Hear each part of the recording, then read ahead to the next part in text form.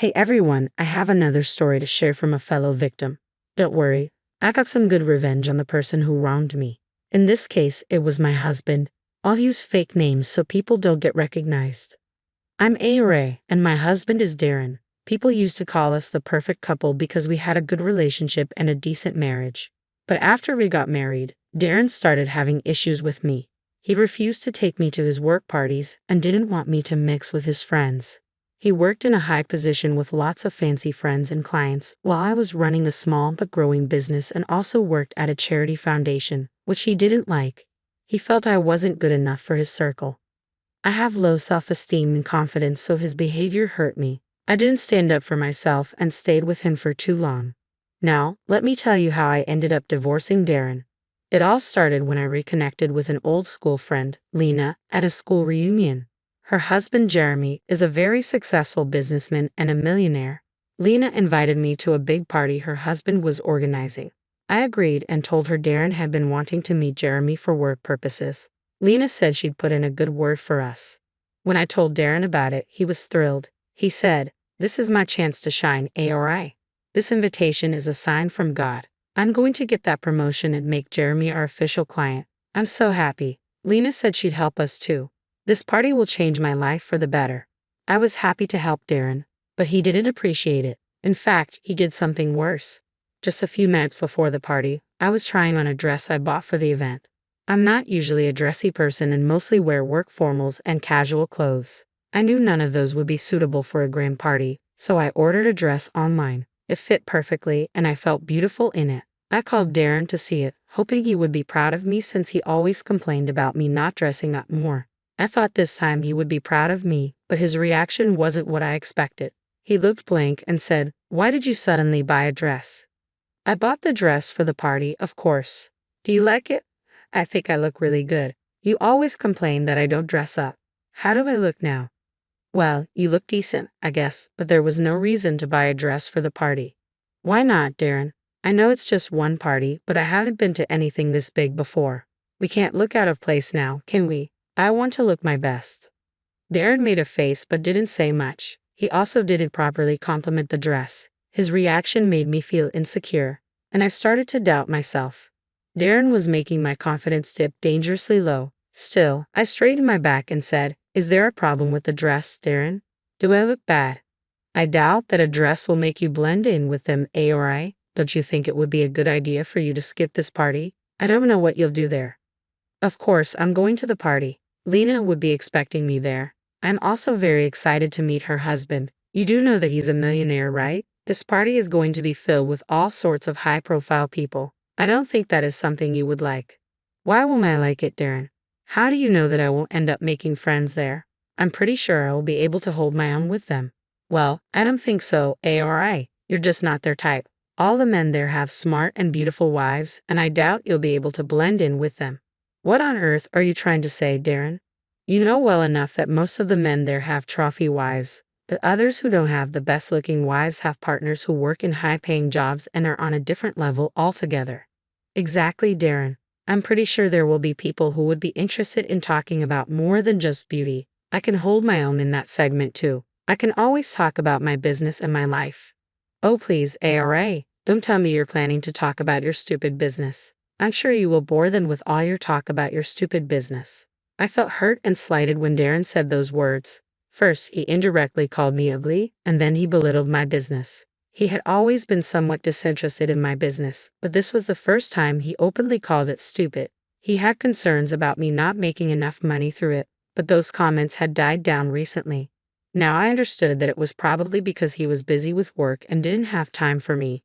But now that we had to go somewhere together, these thoughts were back in his head.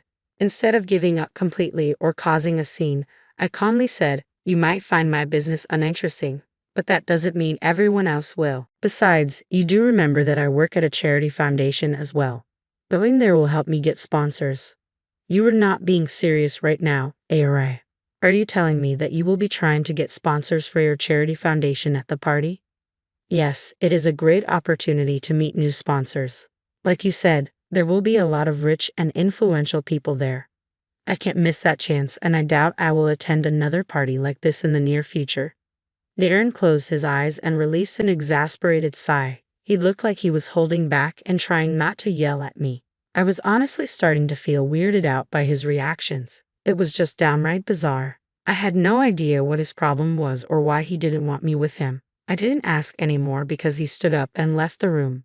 His entire reaction and behavior were both confusing and irritating. I couldn't even feel happy about the dress anymore. My mood was ruined, and I started to have a lot of self-doubt. In the past, I didn't let Darren's words get to me. He had excluded me from parties before, always thinking I wouldn't enjoy them. I begged him to take me to at least one, but he always left without me. This was the first time I was going to attend a party with him, and I wasn't going to let my insecurities get the best of me. When I talked to Lena about it, she just laughed and said, "You and your husband are overthinking, Ari. I'm sure you'll have a lot of fun at the party. But will anyone even want to talk to me? I'm not a high-profile guest like the rest of your guests. I don't want to feel out of place and be a sore spot at your party."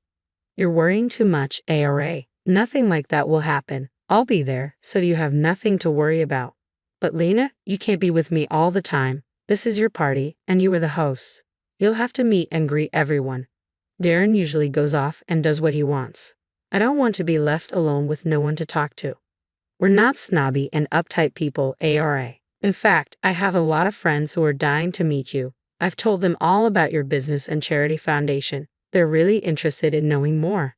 Jeremy has been hinting at becoming a sponsor too. You absolutely need to be there. That was all she needed to say to convince me to go to the party.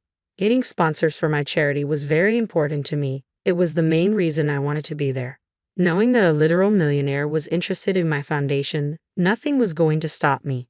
Besides, Lena was a good friend, and I knew she would try to introduce me to potential sponsors. I had to take this chance. I would deeply regret it if I didn't go. Days passed, and Darren didn't bring up the party again, though he made some weird comments about how I should rethink my plans and how useless it would be for me to attend. I ignored these comments or gave one-word replies, saying I had already thought it through and would be going. Eventually, the day of the party arrived, and Darren was a little annoyed at me for not backing down. He looked irritated as he went to get the car, but when I climbed in after he pulled it out of the driveway, he looked normal. I stupidly thought he finally saw how unfair he was being. Due to Darren's improved mood, we had some light conversation about mundane things. We were almost 30 minutes away from the party when Darren suddenly pressed the brakes. The car stopped at a gas station in the middle of nowhere. He told me to go get him a soda from the shop while he got some gas for the car. I didn't think anything of it and went to grab the soda. I even got some candies for him as a treat. When I came back out, I saw that Darren was done getting gas and was waiting. However, when I tried to pull the door handle, I saw that it was locked. I was very confused and kept trying to open it. I banged on the glass lightly and Darren rolled down his window a little. "I can't open the door, Darren. I think it's locked from the inside. Can you unlock it so I can get in?" "I don't think so, Ari. I know the door is locked because I locked it. I'm not opening it for you." "What? But why? Why are you doing this? Is this a prank?" "Don't do this, Darren. We'll be late for the party." I was really confused. Darren is a serious man and doesn't like joking around, so it was unlikely that he was pranking me. However, it was the only sane reason I could think of. There had to be an explanation for why Darren was acting this way. Much to my dismay, Darren confirmed that he was serious. "You really should have taken the hint and stayed at home. I kept dropping hints for days, but you were adamant about going. If you had listened to me, I wouldn't have had to do this." "What on earth are you saying, Darren? Are you telling me that you don't want me to go to the party? This is ridiculous." "You were right about the party, Ari. I don't want you to go to the party, let alone with me." "What is the problem, Darren? Why are you doing this?" I couldn't believe what I was hearing. My own husband, the man who I thought loved me unconditionally, was telling me that I was an embarrassment to him. In the course of a week, he called me plain, average, boring, unsuccessful, and embarrassing.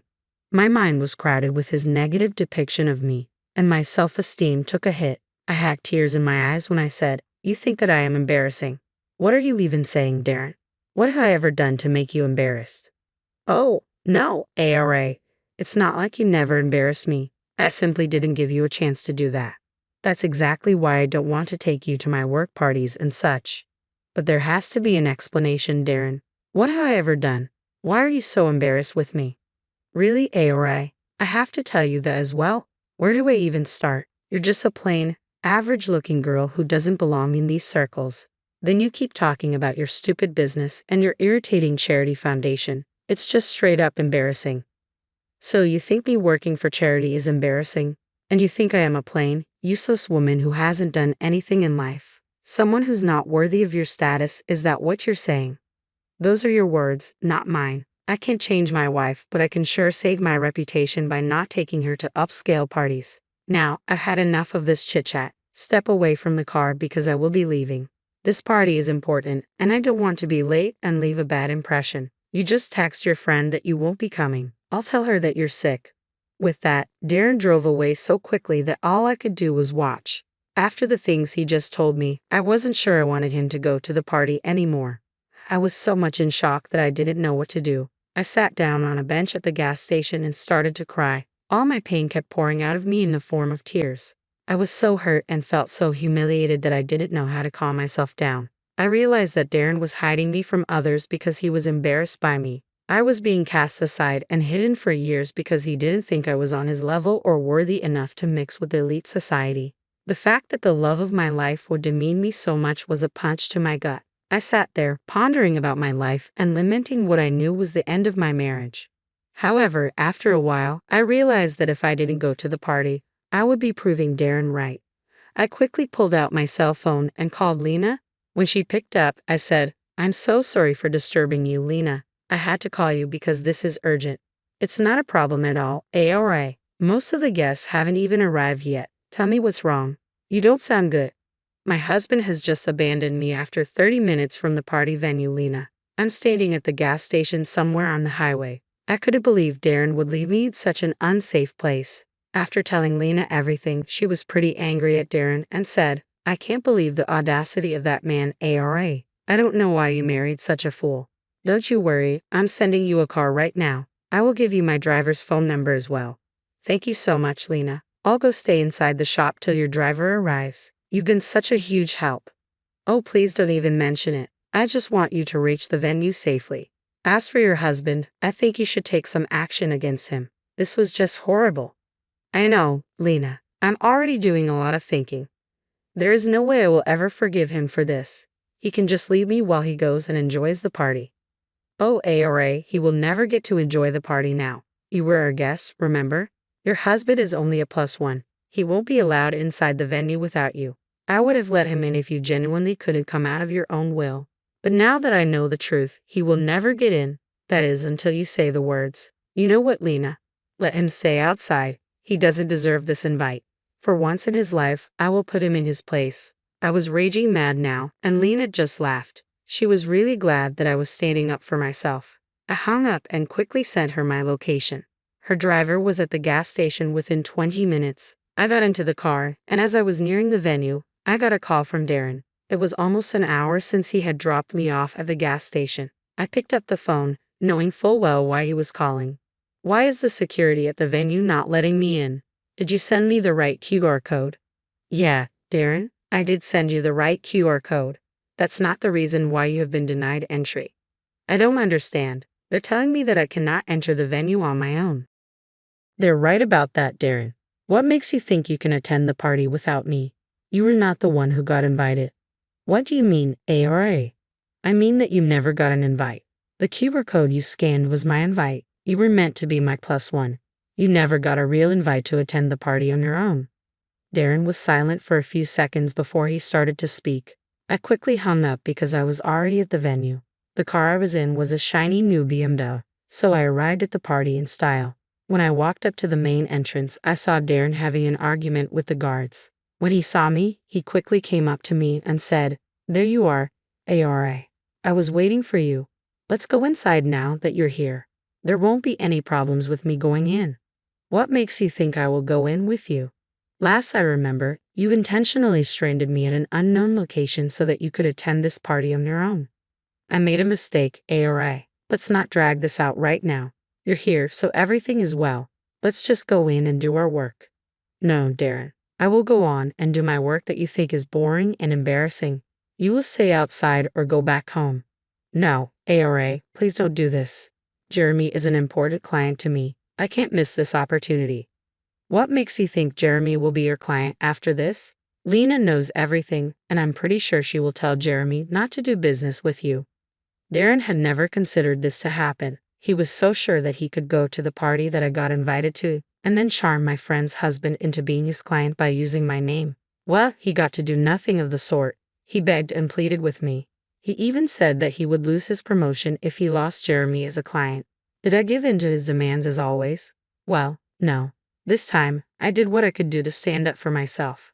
I entered the venue solo and denied him entry as a +1. Security was already informed by Lena, so they didn't allow Darren in after me.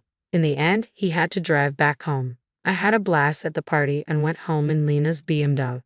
Darren was already home and looked ready for an argument or an apology. I didn't get to find out because I told him upfront that we would be separating soon.